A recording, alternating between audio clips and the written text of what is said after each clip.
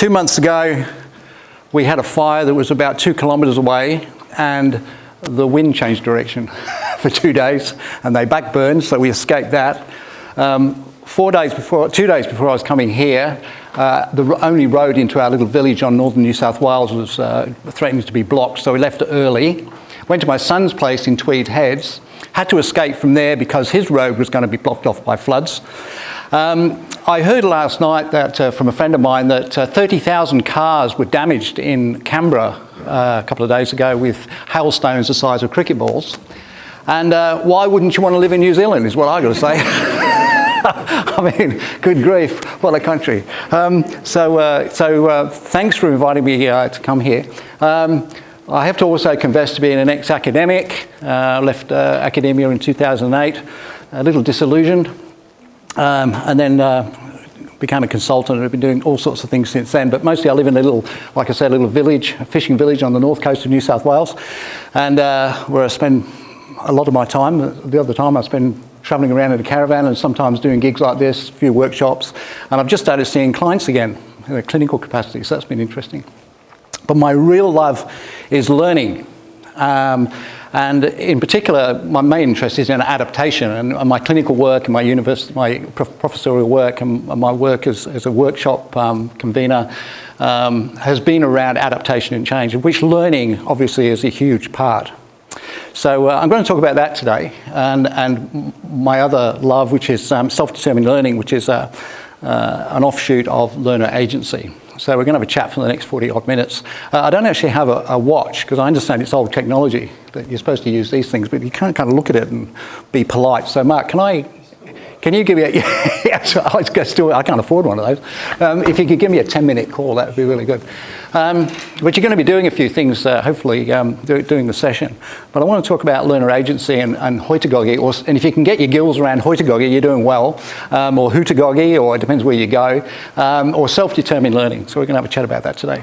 But I'd like to kick off by just asking you to, oh no, we have to do something. It's probably, oh no, not an interactive session.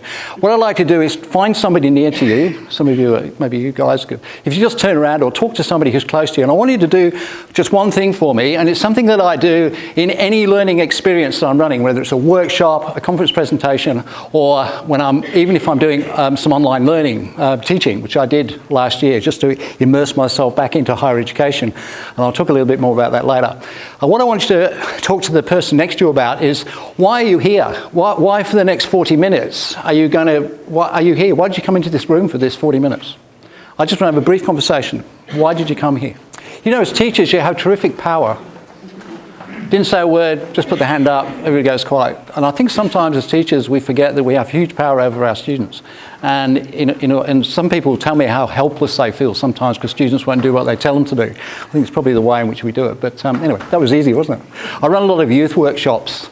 And the only way to get kids to be quiet is teach them that when you put your hand up, everybody puts their hand up and they all shut up. It's a really neat way, and it's so much better on your tonsils than shouting at them.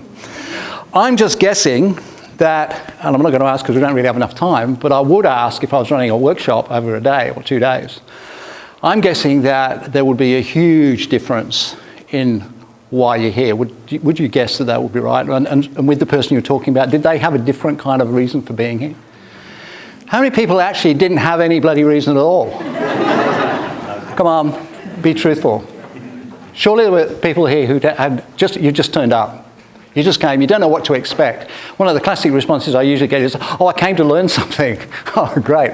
Yeah, right. So then what I tend to do in workshops and learning experiences, no matter what they are, is to say, in the particular area that so I might be running a leadership program, or I might be running a hoitagogy workshop, and I'll say, what's your greatest problem that you have in learning or in leadership or whatever? And then we start talking about really important things. And that is that the person talking about, very contextual things, something that means something to them. And the reason why I mostly ask people about why they are here is it strikes me as a shrink, and it's not really magic, is that without purpose, where are you going? What's that saying? If you don't know where you're going, you're almost certain to get there. And focusing on, and I'm going to talk a little bit about context a little bit later, because I think it's actually a key notion. So why are you here? And I'm going to ask you that question, hopefully if I remember, because in my old age I'm getting a bit senile, so I may forget, but hopefully I'll remember to ask you to do that again before we finish. So anyway, I'm going to talk about unleashing the power of learner agency. And just before I get into what agency is, I just want to say that I think we face some really interesting challenges in the world. Haven't seen that in New Zealand yet. Not yet. Well, yeah, it was pretty dry up north, I must admit. Overpopulation, famine, fighting over power sources, homelessness.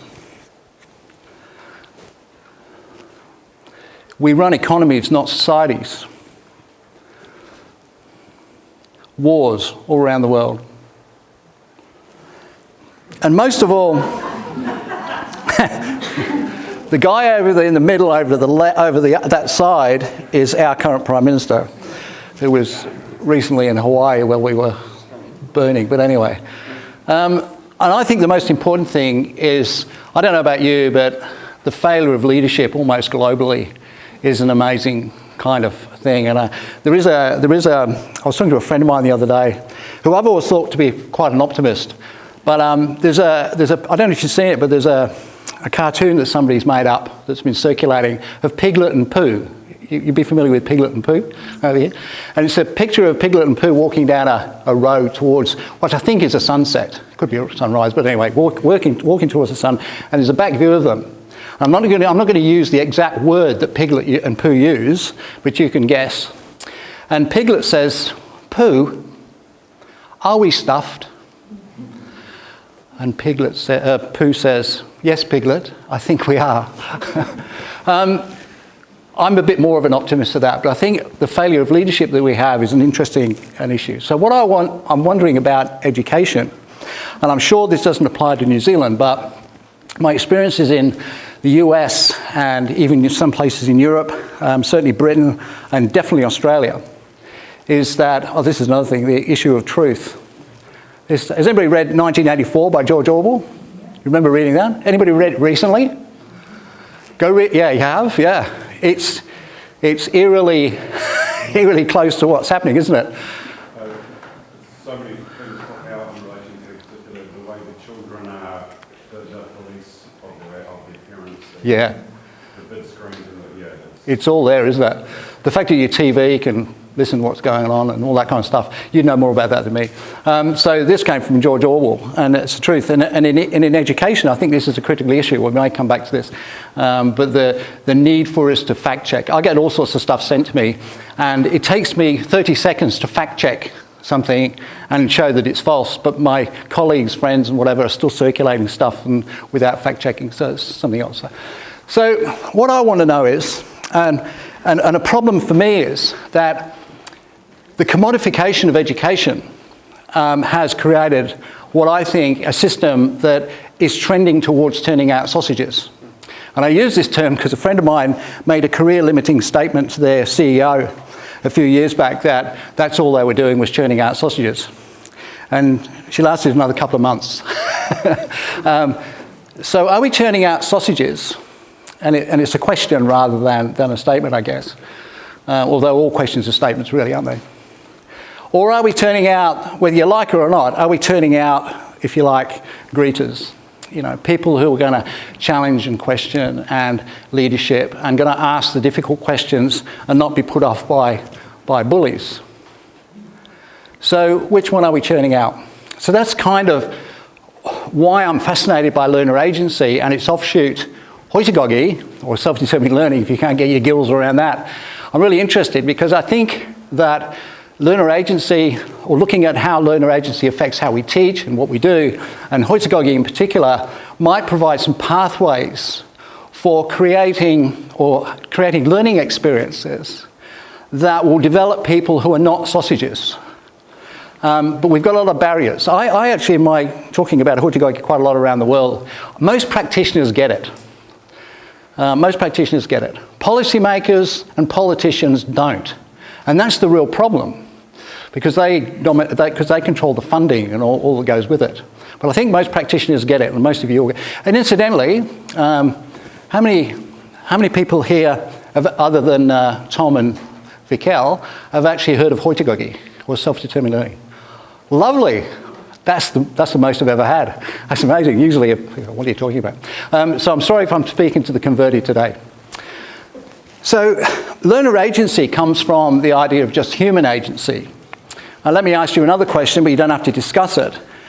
But are you a person who believes that fate really rules everything, that we have no control, we're just victims, we can't really exert any control over things that happen around us, that it's all kind of predetermined, that your subconscious mind, if you're a shrink, is going to control everything that you do anyway? Or are you somebody who thinks that people have agency, they have control over what they can do, they can make determinations, they can actually make decisions, that they can have some power over their own experiences? Because most people in the world fit into one or the other camps. The idea of agency, that people have agency or they don't. They have to be told what to do. If we don't organise these people, they will be completely in trouble. Hence this. So in terms of learner agency, and it's obviously a metaphor, only a metaphor, but if you don't believe in agency, then this is the classroom you're going to set up. And it's interesting, we have a lecture theatre just like this. But no comment. But I don't understand that you can actually turn these around so you can chat to somebody behind you. So that's kind of neat. But or is it the case that learners, like these two little kids on the left here, will actually find a way no matter what you do? So you're going to fit into one of those camps. So if you're a person that thinks that people have learner agency, that they are able to actually control their learning and have influence over it, and I hate to tell you this, but no matter what you do, probably in the classroom, your students will learn anyway. And the evidence is that they learn more from their peers than they do from you, if you're into teaching. So are they going to learn anyway? And do we need to then focus on what's happening for the learner, or do we just want to control the conversation? So that in a nutshell is learner agency. You can go and look it up. I'm not going to give you all the details. I'm just going to give you some of the nuances of this. And I've only put this definition up there, and I'm going to give you a handout at the end, by the way, so you don't have to worry. You'll get all the information, which is what I do in learning experiences too. Give all the content later. And I'm talking to the converted here, I'm guessing, with your digital, given you from the digital realm, and that is that content's so easy to get. You don't have to worry about content anymore. You might have to worry about accurate content. It's process. So this is the most common definition that I see cited in publications about pedagogy around the world. It's not the one I prefer, but I'll give you another one later, and you can go and look this up anyway. You're all digitally competent. But most people seem to like this definition for some reason. But let's have a play with it first. When I retired in 2008, or left the sheltered workshop of the university, and came out, I was in Cooktown in northern Queensland, and we stayed there for an extra week, and I got a bit bored. My wife's an artist, and I got bored, so I borrowed some of her paints, and I've never painted since I was about 14, thanks to a teacher that kind of gave me 5% in a class and said, go do science. And she was probably right at the time. I'd never painted before. Picked up the paints, and ever since, I've been painting. I'm not sure it's great for the world, but it's great for me. So, and I learned to paint, and I didn't go to school to do that, and didn't go to university. So what I'd like you to just to do is, again, turn to that person near to you, or if you didn't like them, go and find somebody else, but it'd be fairly obvious. It'll just be a bit obvious, that's all. But what I'd like you to do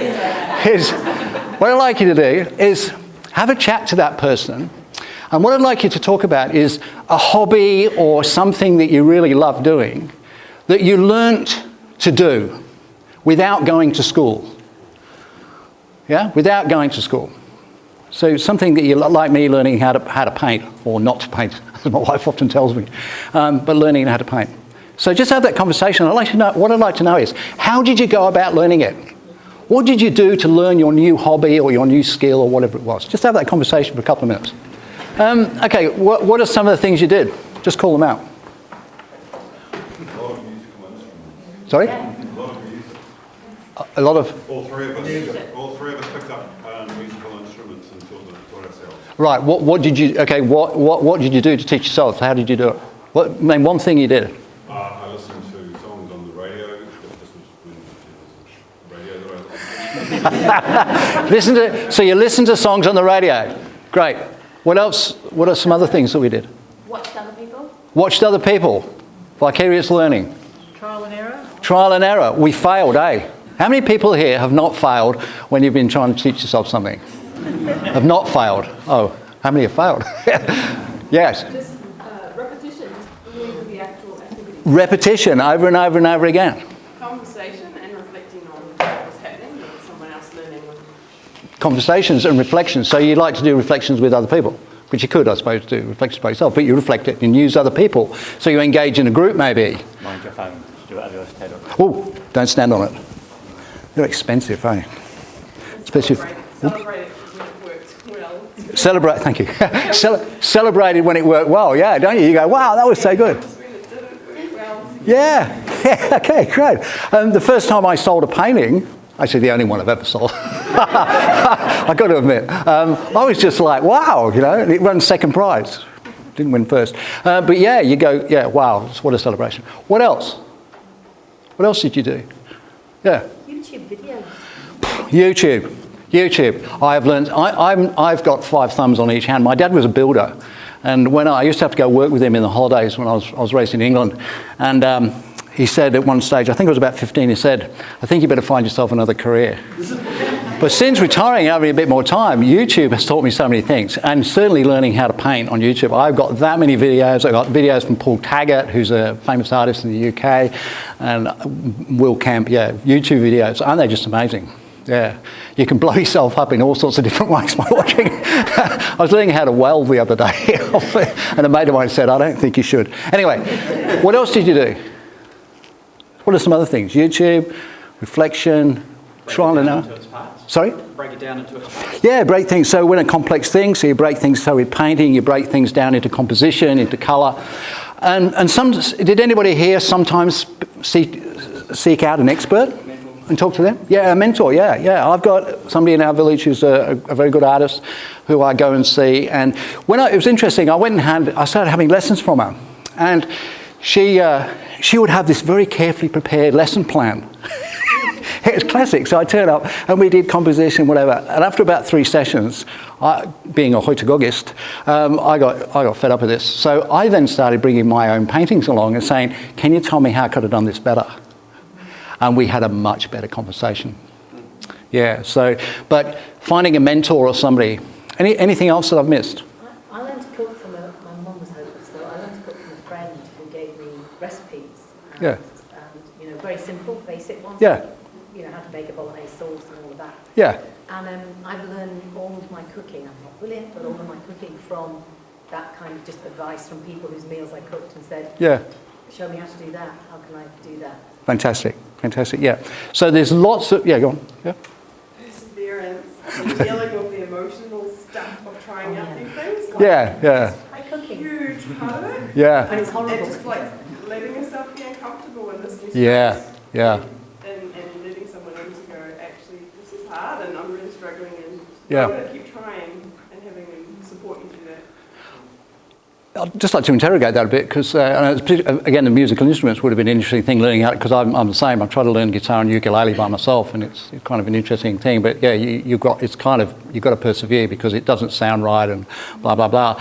What happens? Let me ask you this: what happens when it does become difficult? What do you do when this is so? You either give up, but what's the alternative to giving up? What do you actually do? Social support. Yeah, you get social support. Sorry? Self-care. Yeah, self-care.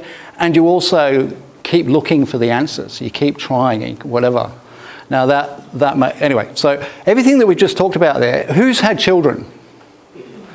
Or known some children? Yeah. You watch kids right from the very start, right from the get-go. They pop out of the womb and right from the get-go, they're exploring, they're testing, They're hypothesizing. They test the hypotheses. They learn vicariously. They watch people. They get together in groups when they're allowed, if they're not helicoptered too much. They fail. They graze their knees. They get stuck. They find a way through. All that you've just talked about there in your experiences, that's hoitagogy. It's self-determined learning. And a lot of people tell me that, hoitagogy is about adult learning. No, it's not. Kids know how to do hoitagogy, self-determined learning. They know. It's just that at school, and particularly high school, we knock it out of them. We sit them in lecture theatres like this, and we stop them from learning.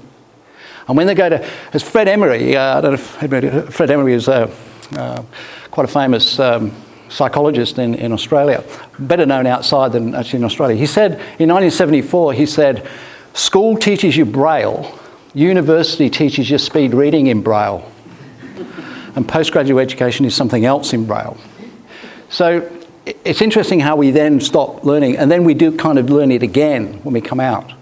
So in a nutshell, and you can go and read out all, and I'll give you all the principles of hoitagogy in a handout shortly, and you'll get to have a little play with some of that in a moment. But in short, that's what hoitagogy is, the self-determined learning. So you've kind of done it. You've done the course now in hoitagogy, you're all experts. The question is, to what extent do we actually incorporate that into our formal education systems? Or do we not? Or is it easier to prepare 44 PowerPoint slides, as a person told me once, until 2 o'clock in the morning, because it's just too hard to let the students, give them students an exercise or a scenario to play with. But I'll control it all, because if I don't tell them, they won't know. So what I'd like to do now, just for the rest of this session, and hopefully have some time for you to do a little bit more kind of an activity, but I want to talk about just some nuances of hoitagogy. I wanted to talk about the whole thing. You can go read about it, and I'll give you, like I said, I'll give you the stuff. But I just want to talk about some things that fascinate me with learning and that are kind of offshoots of hoitagogy and what we've been doing since 2000, which is when Chris Kenyon and I came up with the idea on a napkin in a restaurant in Canberra after 2 bottles of wine, which is where all good ideas come from. And I haven't had any for the last 5 or 6 years because I don't drink anymore. So.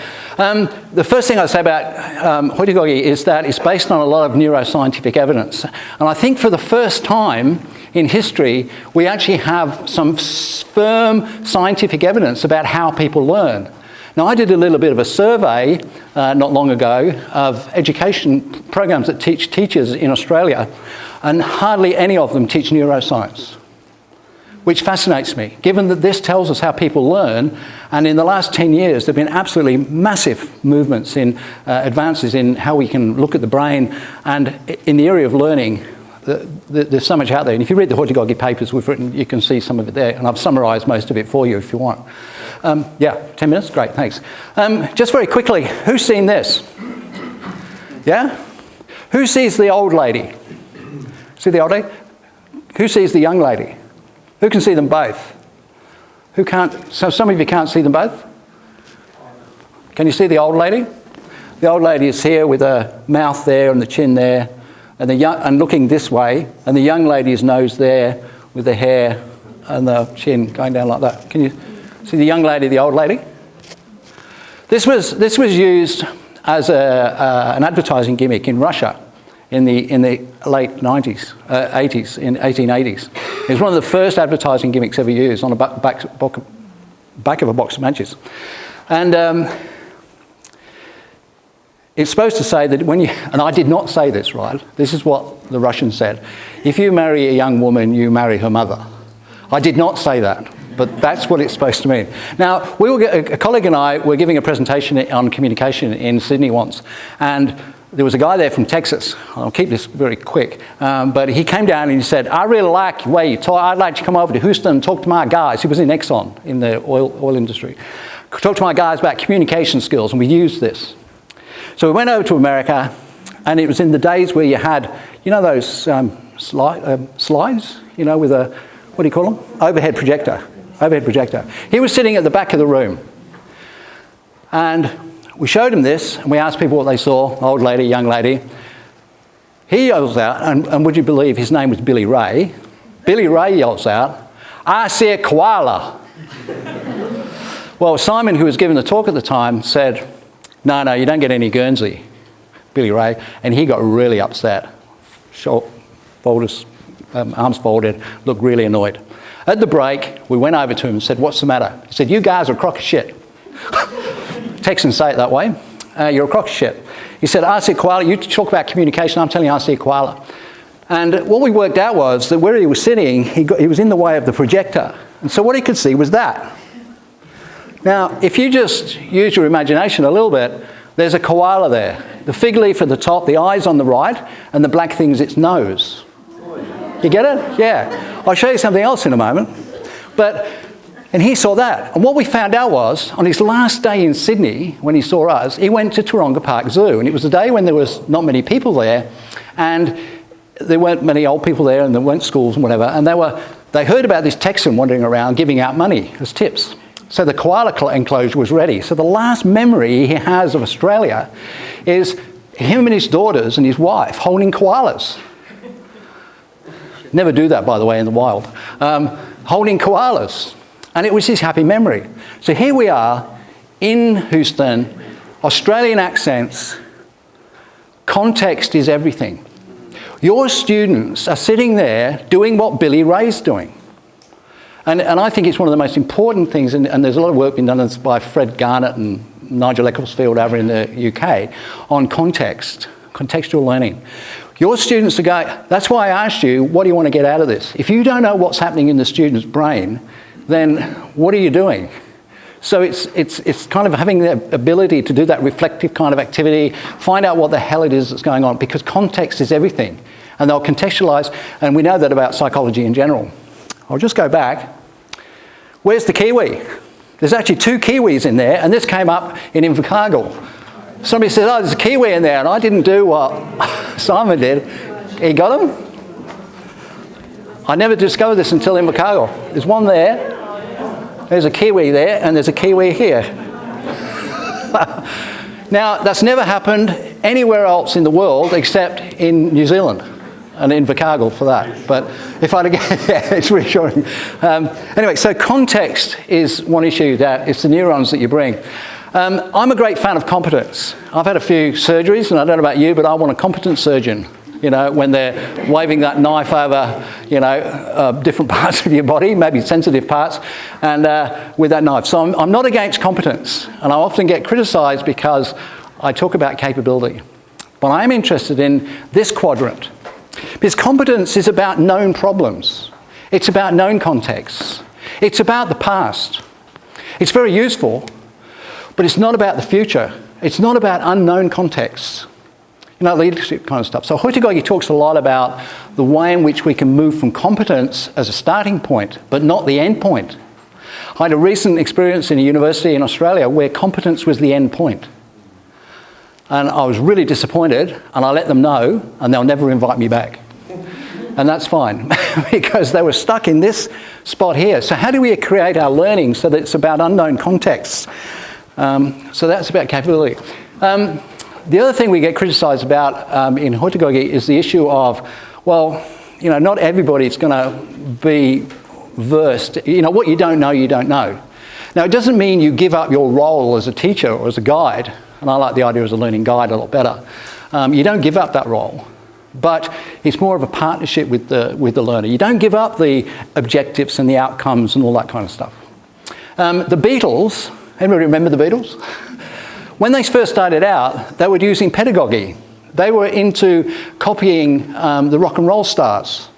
Just the basic rock and roll. Little Richie and all those sort of people. Then with Revolver, they started to develop andragogical techniques. They brought in their learning and what they'd experienced, and they changed what they were doing. And who remembers Sgt. Pepper coming out? When Sgt. Pepper came out, that was Hoitogogi. It was so totally different. So you get pedagogy, andragogy, Hoitogogi, and you can actually move your students through these phases where you focus on something they know, move them through to adult learning, and then let them loose with Hoitogogi. So the idea of the pedagogy, andragogy, Hoitogogi continuum is heavy in thing. As I said before, it's about content. Sorry, we don't have to worry so much about content. And here you come to the fore because of the digital networks and the way in which you can access content and even process all over the place in any place. But it's about the compass. It's about process. So Hoitogogi talks about the process rather than the content. You don't give up the content, but you let the learner access it in different ways. These are some of the areas in which Hoitogogi has been used around the world. Since 2000, it's been a slow journey, but we're kind of getting there, infiltrating the world until some other new idea comes up. Quite a different scope, both e-learning and digital learning. So I'm not talking about digital learning here, but you apply this in the same way, the pedagogies to digital learning. And some of the applications, how do you actually use it? Negotiated learning. Learning managed context, I've kind of talked about. Contextualized, let the learner contextualize stuff for you. Experiential learning, let them play. Flexible assessment. I asked this university that I was, and this has been something I've talked about for 20 years. I think one of the things that we're really good at in universities, and I'm sure it doesn't happen here, is but we're really good at teaching students how to write essays. And I'm not convinced that's a really useful life skill. Instead of assessing students on stuff that really relates to the content. And that might involve things like chunking the learning, which we know chunking is a neurological, people learn best when they chunk. So why not chunk the assessment? So changing the way we assess. And again, I don't know that writing essays is a useful life skill. You might have to take on academic board over that one, which I did and won. The flipped classroom technique you might have heard about. Project-based learning is a big one. Double loop reflective practice, which you were talking about. Action research, search process, PIH continuum. Teacher as a supporter and facilitator. And lastly, I'll finish up here. I've run out of time, so I can't do the activity that I wanted to do. But if you're going to be a learning leader using Hoitogogi, these are some of the skills I think you need to have. And I've written a couple of papers on this. You have to give up power. Wow, tricky. You have to trust people, and we don't. And particularly the people who don't believe in agency, they're not big on trust. Understands people relationship, understands people is relationship oriented. You have to be partnership oriented. You have to be focused on process, not content. You have to be a scientist, a fact checker, a coach and guide, and a facilitator. And lastly, you need to be a learner. I was going to give you an activity, but I've run out of time, as often the case because I talk too much. But here I've got a summary of how humans learn, and on the back are the most recent list of principles of Hoitogogi, and there are also some references which you may find useful.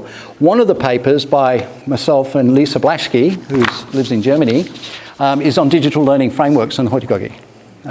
We published that last year, and it's got quite a readership, which is quite interesting.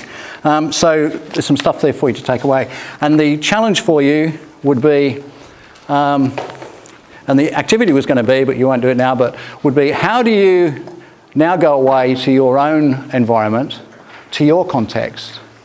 How would you apply some of these principles of Hoitogogi and some of the stuff that I've kind of talked about? As I said, I've only talked about 2 or 3 things there that are dear to my heart. And are you this kind of, I don't use the word teacher anymore. I've gotten rid of it. I talk about learning leaders. Learning leaders, because teaching is the sense that you're telling people how to do stuff rather than engaging them as a partner. So thanks for listening. I hope some of that was really useful. I hope that mainly stirs you to go and read some stuff about Hoitogogi or self-determined learning. And you can always contact me. Happy to be contacted at any time. One of the things that happens when you retire, Mark, is that you suffer from relevancy deprivation syndrome. I said to Mark earlier that when I left the university in 2008, I've never been invited back. Probably because I'm a ratbag, but maybe I annoyed them too much. But so when somebody sends me an email, I get really excited because I go, oh, I'm relevant. But nobody ever does. But you can send me an email. I'll be around for the next couple of days. If you want to have a chat, that's fine. That'll be lovely. But always happy to receive emails and get rid of my deprivation syndrome and make me a happy retiree. But enjoy the rest of the conference. It looks fascinating. And I hope you're able to apply some of what we've talked about to your digital learning technologies. Thank you.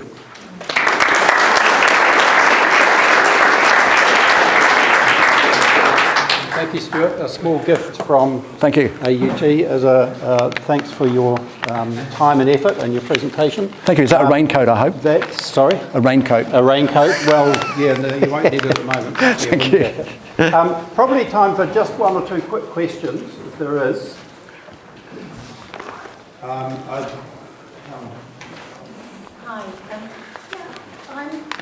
I found when I apply, and I do apply pedagogy or pedagogy in my classroom, that sometimes some students feel like they've taken the safety net from them. Yeah. And they want more, they want a structure. You're trying to give them agency and they're saying, well, hang on, but what do I need to do to pass the paper? Yeah, absolutely. And I obviously I try, you know, I explain, I give them context, I say why, and there is always a small number, and I wonder if you've got any advice on how to make them feel safe. Yeah, that's come up quite a few times. And there's one called Barbara Brandt wrote a chapter in one of our books about what it was like to be go from, and when she actually was able to adapt to it, she then didn't like other forms of education. Maybe with those students, you need to actually then provide them with some structure until they feel, you know, more comfortable. And maybe, as we know, with any kind of learning experience, it's a stepwise kind of thing. I mean, in my psychology practice, I don't get people to suddenly learn how to manage panic attacks. It's a graduated kind of thing. You need to learn this first, learn that. So maybe with that group of students, you actually provide a little bit more structure. And take them through the pedagogy, andragogy, hortagogy kind of stage, and then just encouragement. And I think some people have done that and found that quite useful. So you kind of almost have to treat them as an individual group. Yeah. Does that help? Yeah, absolutely. I can see how I can do that. I just was a bit surprised that they weren't more. Yeah. And I don't take away structure completely from learners, and particularly early on. There's always structure. It's just the emphasis is on process. Oh, indeed, yeah. These are your learning outcomes. These are the assessments. This is what you need to do to pass. Because you're right, students go straight, first place they go to is, what do I need to pass this? Particularly with online learning. Straight to the assessment. So the other thing is to design assessment, which is neat and clever and is able to adapt to that. Yeah, they have choice. Because there's actually structure and there's an assessment in there, but there's loads of choice. Yeah. And that seems to really reduce the choice. Yeah. I would reduce the choice. Okay. In terms of behaviour change, that's the classic. Take away the anxiety, but maybe give them 3 choices rather than 12 or something like that, if you can do that. I can, yeah. Yeah. So carry on this conversation over coffee. Claudio, I had a quick question. Yeah, a quick one. Thanks. I'm just curious because it relates with my talk in 5 minutes. Are you implying learning is based on having neurons? And if yes or no, what about the organisms without a brain? Do they have agency? Other organisms? Yes. The evidence would suggest that other species don't have agency in the same way that we do, but that's open to change, and I wouldn't actually know the answer. But humans, in my mind, have agency, and that's what we're trying to feed into. Whether a bear has agency or a cockroach has agency, I'm not sure. We have agency until our until our lizard brain rather takes over, and then we don't have agency at all, which is the anxiety you're talking about. Does that help? Yeah. I was just going to comment that it's not the students that demand structure, it's the bureaucrats. And Yeah, absolutely. Absolutely, and that was my experience with this university I was working with in Australia. They were so tied by the bureaucratic structure, the competency assessment, all that kind of stuff. It was absolutely a farce. I would love to work at a university that allows you to put draft before syllabus. Yeah, because hoitagogy, you're right, I agree with you, because hoitagogy should be about having a syllabus that is able to be flexible and adaptable. And the student who can say, well, look, I can already do that, able to go off at tangents, as long as they can do, as long as they can do the competencies that are necessary, why not let them go off to do it's exciting. Any other? Thank you, Stuart.